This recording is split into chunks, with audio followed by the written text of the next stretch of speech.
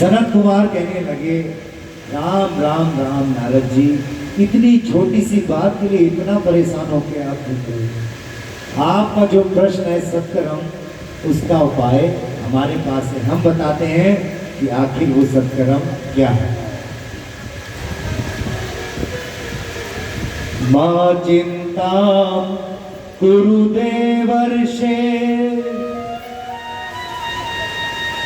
हर्षं चित्ते समावह उपाय सुख साध्यो अत्र वर्तते पूर्व एव ही। आप जिस चीज के लिए परेशान हो रहे हो उसका उपाय मेरे पास है। देखो सत्कर्म क्या है नारद जी, सुनो ध्यान से।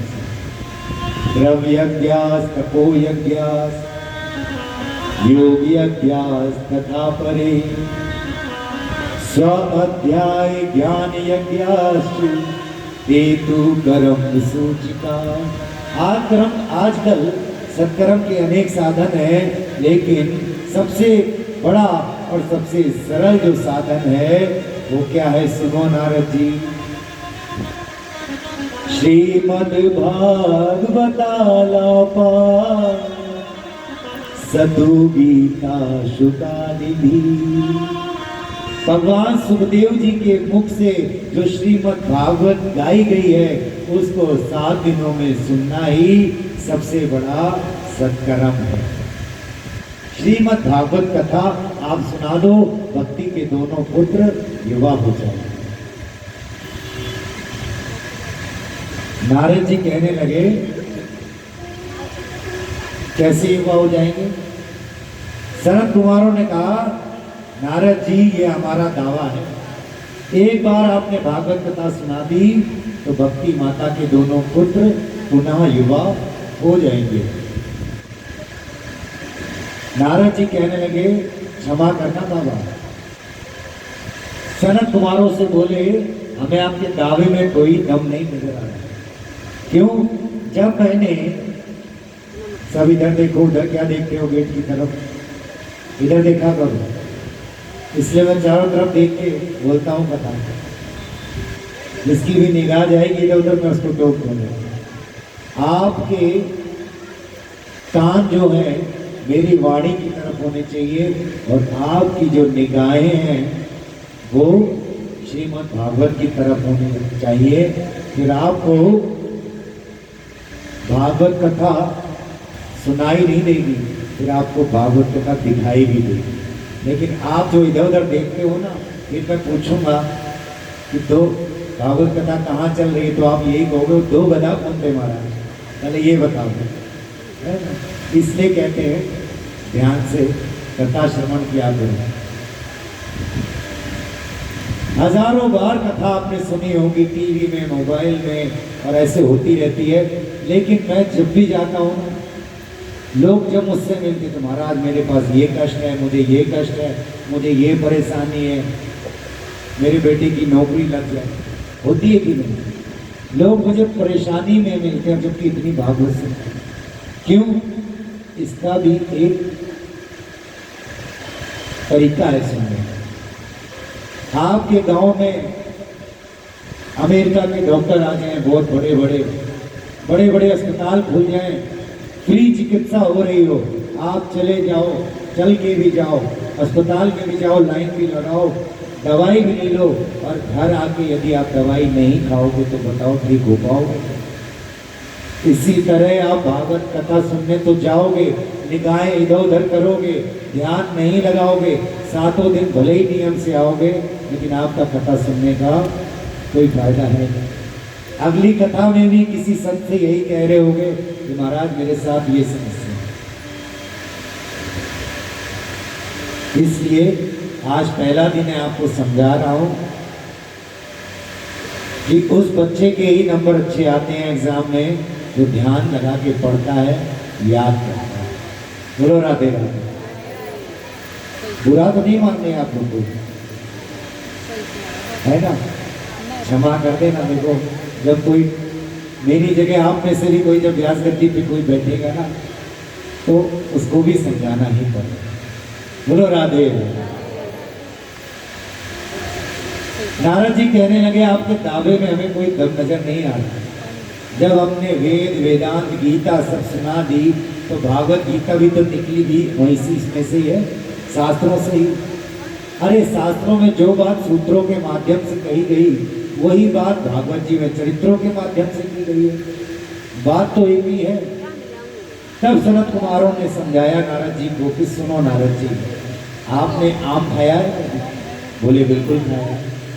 और आम खा के यदि कोई ये तर्क करे कि आम में जितना रस होता है आम को फेंक कर वो आम के पेड़ की जड़ के पास जाए और जड़ को खाने लगे कि जड़ में भी इतना ही रस होगा, तो बताओ उसे मिलेगा क्या? नहीं मिलेगा। दूध से घी निकलता है, आप दीपक जलाते हो घी का और घी खत्म हो जाए तो आप उसकी जगह दूध डाल दो तो क्या दिया जलेगा? क्यों नहीं जलेगा? निकलता तो घी उसी में से।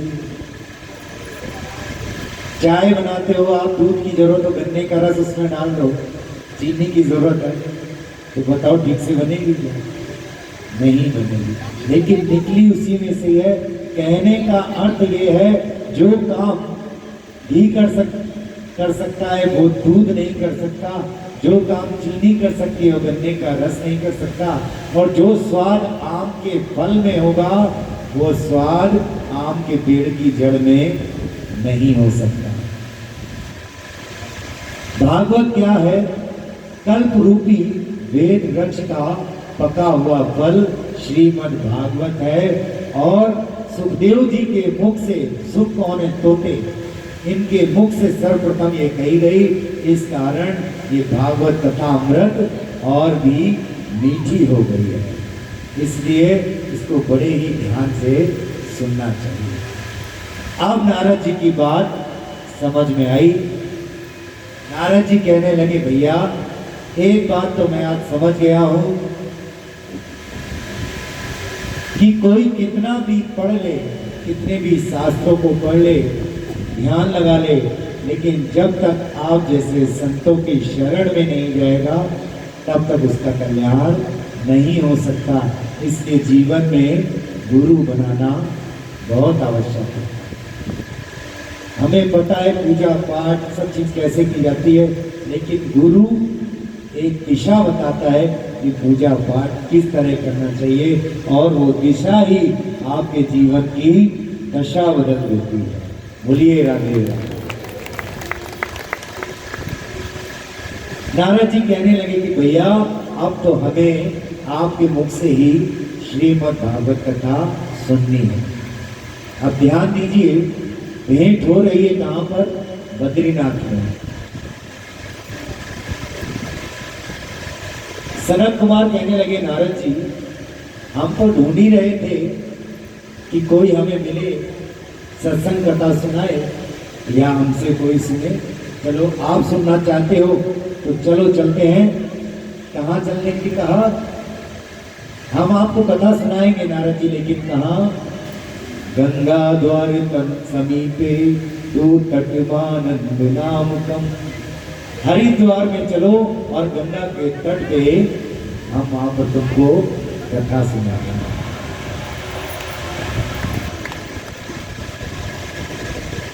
हरिद्वार के दो नाम है, कोई हरिद्वार भी कहता है और कोई हरिद्वार भी कहता है।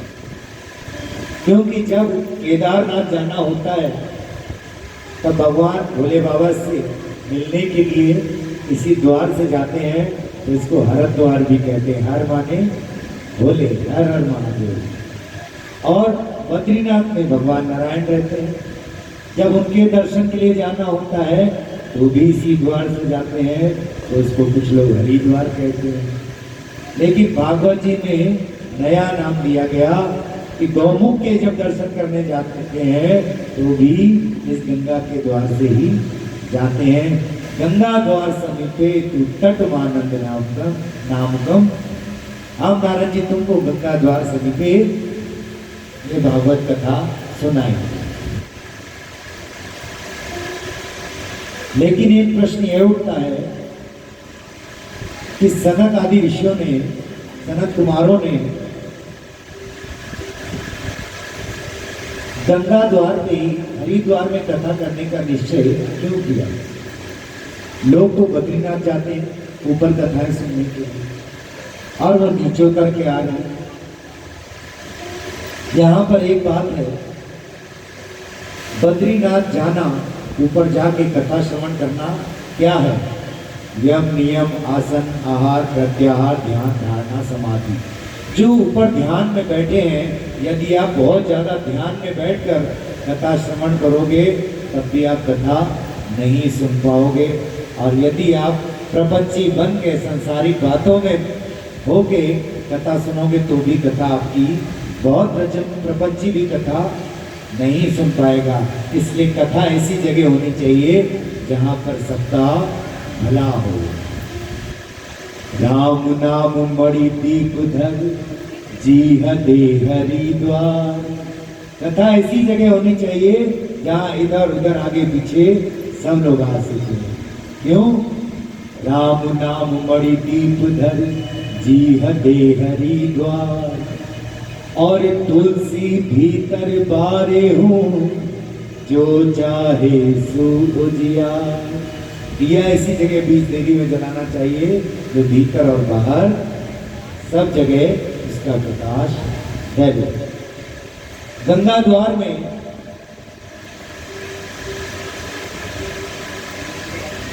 वक्ता तो बन गए चारों भैया सनत कुमार, और श्रोता बन गए नारद जी, और कथा का प्रवचन होने लगा। और जब सबको पता चला कि सनत कुमार कथा कह रहे हैं चारों भैया ब्रह्मा पुत्र, और सुनने वाले कौन है? परीक्षित जी राज खुद स्वयं नारद जी हैं, तो वहां पर हजारों संतों की भीड़ लग गई। भृगुर वशिष्ठ च्यवन गौतमो मेघातिथिल देवल देवरात्रो, जितने भी बड़े बड़े संत थे सभी पहुंचने लगे। और जैसे आपने भीड़ लगाई है, और ऐसी भीड़ लग गई, और कथा का शुभारंभ वहां हो गया, प्रवचन चलने लगा। सनत कुमार महिमा गाने लगे श्रीमद् भागवत की। सदा सेव्या श्रीमद् भगवती कथा।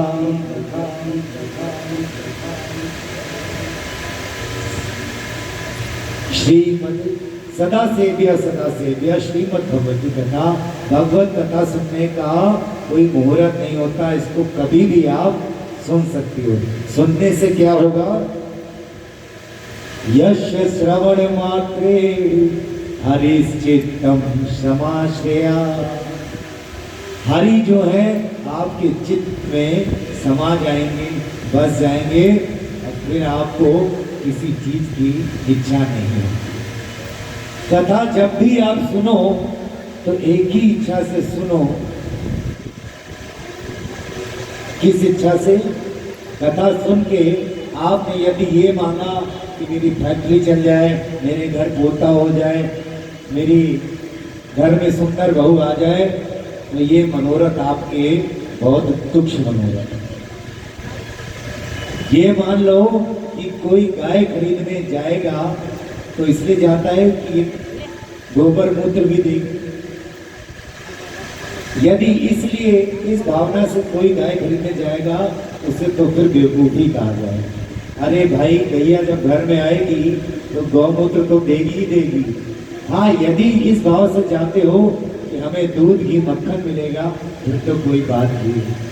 भागवत कथा आप सुनने जाएं तो आप केवल यही मांगे जाके कि हे प्रभु, हमारा आपसे प्रेम हो जाए और आप हमारे हृदय में समा जाओ, हमें और कुछ नहीं चाहिए। बोलिए राधे राधे।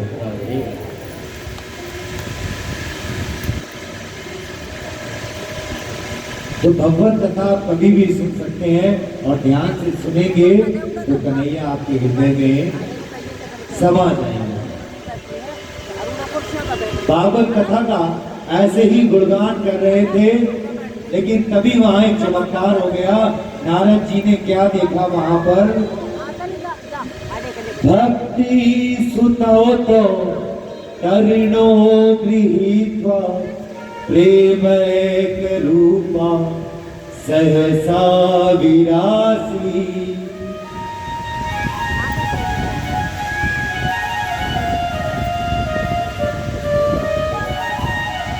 श्री कृष्ण गोविंद हरे मुरारी नाथेति नामा निमुर्वदन्ति। नारद जी ने क्या देखा कि भक्ति के दोनों पुत्र ज्ञान वैराग्य वहां पर युवा होके प्रकट हो गए और भक्ति महारानी ताता थैया करके नृत्य करने लगी है। आइए आप सब भी अपने स्थान पर खड़े हो जाइए और कृष्ण जी की याद में एक बार जिस तरह भक्ति नृत्य कर रही थी आप सब भी नृत्य करते हुए इस भजन में शामिल हो जाइए।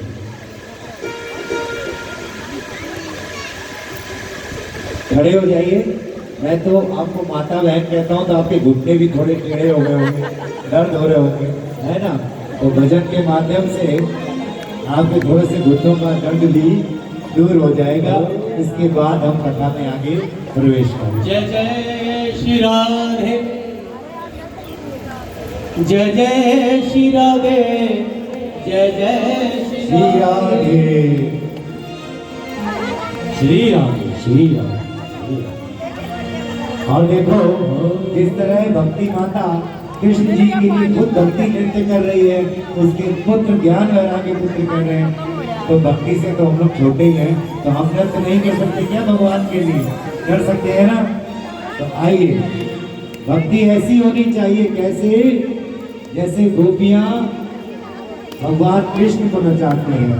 श्री राम, श्री राम।